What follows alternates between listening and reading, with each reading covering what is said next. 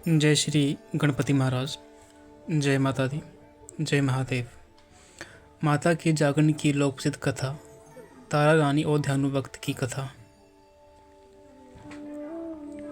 तारा रानी की कथा।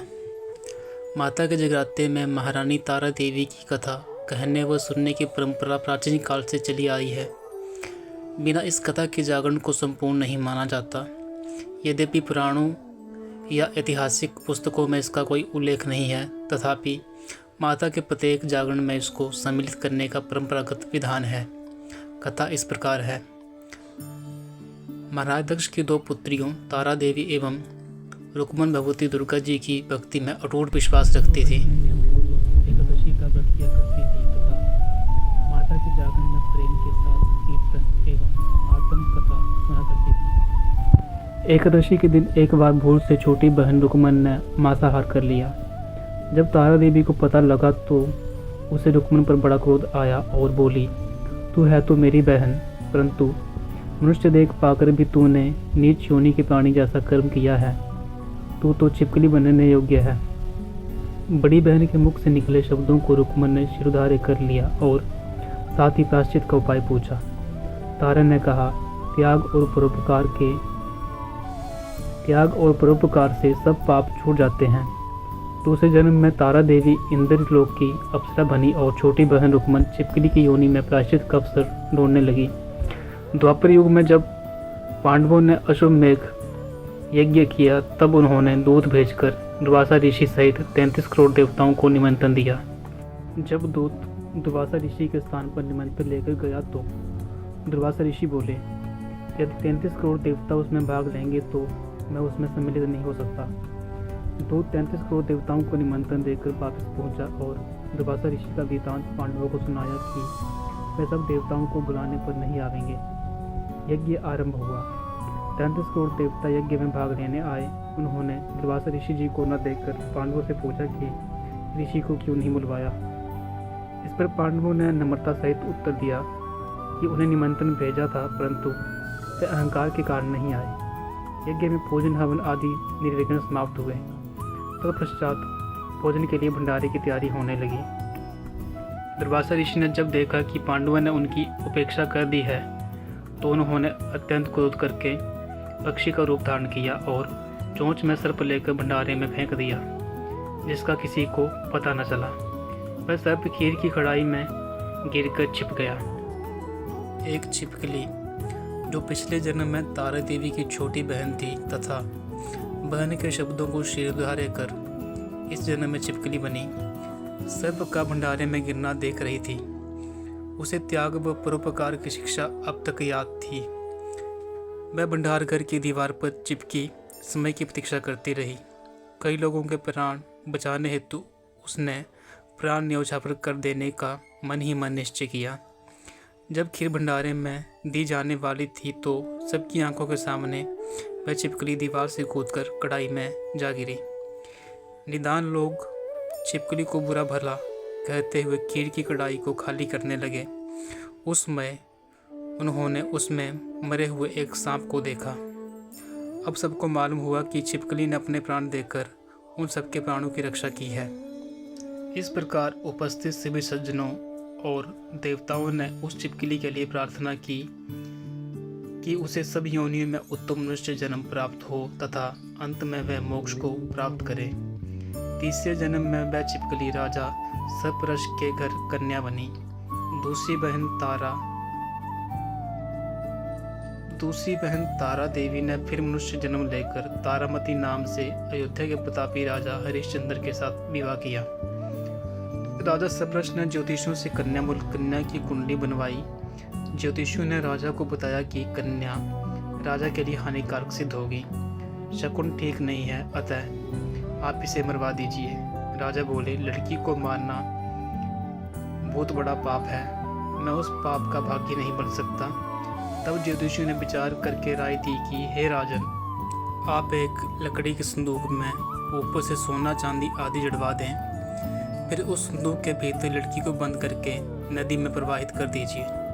सोने चांदी से जड़ा हुआ संदूक अवश्य ही कोई लालच से निकाल लेगा और आपकी कन्या को भी पाल लेगा। आपको किसी प्रकार का पाप न लगेगा।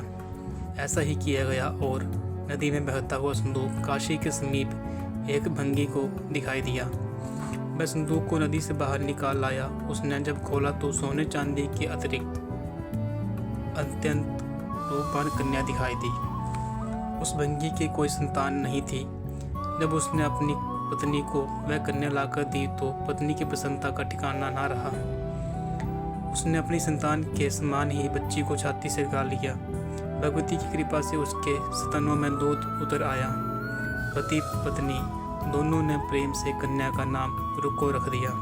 रुक्को की सास महाराजा हरिश्चंद्र के घर सिपाही आदि का काम करने जाया करती थी। एक दिन वह बीमार पड़ गई। निदान रुक्को महाराज हरिश्चंद्र के घर काम करने के लिए पहुंच गई। महाराजा की पत्नी तारामती ने जब रुक्को को देखा तो वह अपने पूर्व जन्म के पुण्य से उसे पहचान गई। तब तारामती ने रुक्को से कहा, हे बहन, तुम मेरे यहाँ निकट आकर बैठो। महारानी की बात सुनकर रुक्को बोली, रानी जी, मैं नीच जाति की भंगिन हूँ, भला मैं आपके पास कैसे बैठ सकती हूँ। तब तारामती ने कहा, बहन, पूर्व जन्म में तुम मेरी सगी बहन थी। एकादशी का व्रत खंडित करने के कारण तुम्हें छिपकली की योनि में जाना पड़ा। जो होना था सो हो चुका। अब तुम इस जन्म को सुधारने का उपाय करो तथा भगवती वैष्णो माता की सेवा करके अपना जन्म सफल बनाओ। ये सुनकर रुक्को को बड़ी प्रसन्नता हुई और उसने उपाय पूछा। रानी ने बताया कि वैष्णो माता सब मनोरथों को पूरा करने वाली हैं। जो श्रद्धापूर्वक माता का पूजन व जागरण करते हैं उनकी सब मनोकामनाएं पूर्ण होती हैं।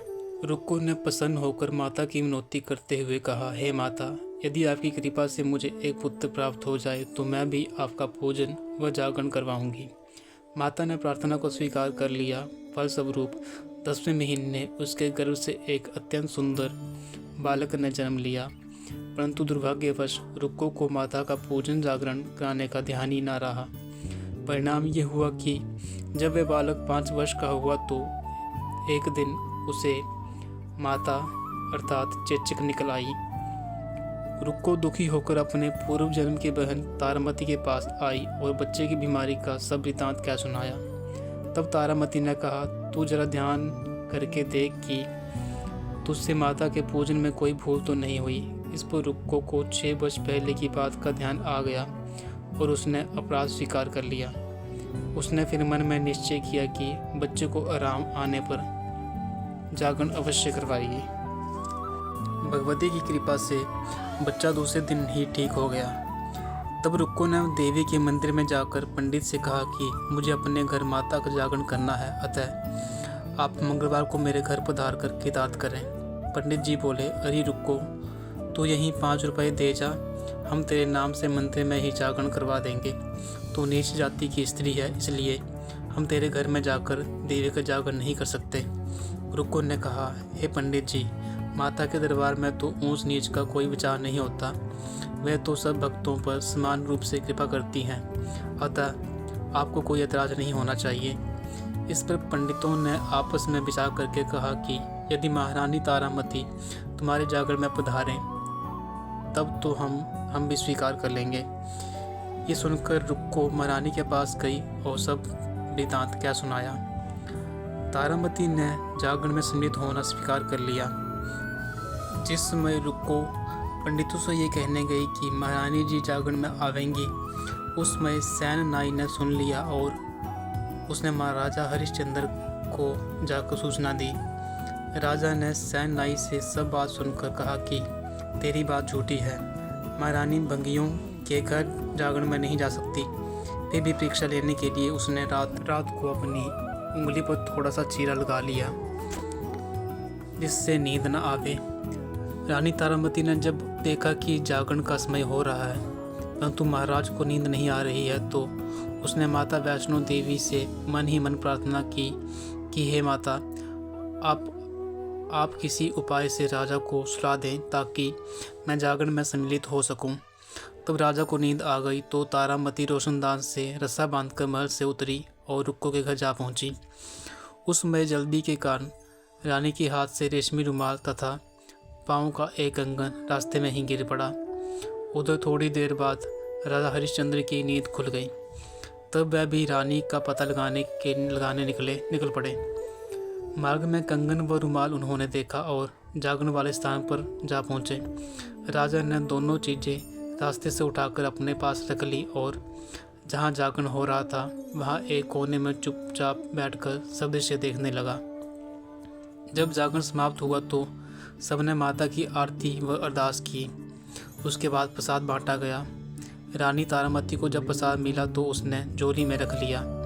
ये देखकर लोगों ने पूछा, आपने प्रसाद को क्यों नहीं खाया? यदि आप न खाएंगी तो कोई भी प्रसाद न खाएगा। रानी बोली, तुमने जो प्रसाद दिया वह मैंने महाराज के लिए रख लिया। अब मुझे मेरा प्रसाद दे दो। अब की बार प्रसाद लेकर तारा ने खा लिया। इसके बाद सब भक्तों ने माता का प्रसाद खाया। इस प्रकार जागरण समाप्त करके प्रसाद खाने के पश्चात रानी तारामती महल की ओर चली। तब राजा ने आगे बढ़कर रास्ता रोक लिया और कहा, तूने नीचों के घर का प्रसाद खाकर अपना धर्म भ्रष्ट कर लिया। अब मैं तुझे अपने घर कैसे रखूं? तूने तो कुल की मर्यादा व मेरी प्रतिष्ठा का भी ध्यान नहीं रखा। जो प्रसाद तू अपनी झोली में रखकर मेरे लिए लाई है उसे खिलाकर मुझे भी अपवित्र करना चाहती है। ऐसा करते हुए जब राजा ने झोली की ओर देखा तो भगवती की कृपा से प्रसाद के स्थान पर उसमें चंपा, गुलाब, गेंदा के फूल, कच्चे चावल और सुपारियां दिखाई दी। ये चमत्कार देखकर राजा आश्चर्यचकित रह गया। राजा हरिश्चंद्र रानी तारा को साथ लेकर महल में लौट आए। वहाँ रानी ने ज्वाला मैया की शक्ति से बिना किसी माचिस या चकमक पत्थर की सहायता के लिए राजा को अग्नि पर ज्वलित करके दिखाई। इसे देखकर राजा को बड़ा आश्चर्य हुआ। राजा के मन में भी देवी के प्रति विश्वास और श्रद्धा जाग उठी। इसके बाद राजा ने रानी से कहा, मैं माता के प्रत्यक्ष दर्शन करना चाहता हूँ। रानी बोली, प्रत्यक्ष दर्शन पाने के लिए बहुत बड़ा त्याग होना चाहिए। यदि आप अपने पुत्र रोहिताश्व की बलि दे सकें तो आपको दुर्गा देवी के प्रत्यक्ष दर्शन भी हो सकते हैं। राजा के मन में तो देवी के दर्शन की लगन हो गई थी। राजा ने पुत्र मोह त्याग कर रोहिताश्व का सिर देवी को अर्पण कर दिया। ऐसी सच्ची श्रद्धा एवं विश्वास देख दुर्गा माता सिंह पर सवार होकर उसी समय वहां प्रकट हो गई और राजा हरिश्चंद्र दर्शन करके कृतार्थ हुआ। मरा हुआ पुत्र भी जीवित हो गया। चमत्कार देख राजा हरिश्चंद्र गदगद हो गए। उन्होंने विधि पूर्वक माता का पूजन करके अपराधों की क्षमा मांगी। इसके बाद सुखी रहने का आशीर्वाद देकर माता अंतर्ध्यान हो गई। राजा ने तारा देवी की भक्ति की प्रशंसा करते हुए कहा, हे तारा, मैं तुम्हारे आचरण से अति प्रसन्न हूँ। मेरे धन्य भाग जो मुझे तुम पत्नी रूप में प्राप्त हुई। इसके पश्चात राजा हरिश्चंद्र ने रानी तारा देवी की इच्छा अनुसार अयोध्यापुरी में माता का एक भव्य मंदिर तैयार करवा दिया। आयु पर्यंत सुख भोगने के पश्चात राजा हरिश्चंद्र, रानी तारा एवं रुक्मन भगिन तीनों ही मनुष्य योनि से छूटकर देवलोक को प्राप्त हुए। माता के जागरण में तारा रानी की इस कथा को जो मनुष्य भक्तिपूर्वक पढ़ता या सुनता है उसकी सभी मनोकामनाएं पूर्ण होती हैं। सुख एवं समृद्धि बढ़ती है, शत्रुओं का नाश एवं सर्व मंगल होता है। इस कथा के बिना जागरण पूरा नहीं माना जाता। बोल साचे दरबार की जय। जय माता दी।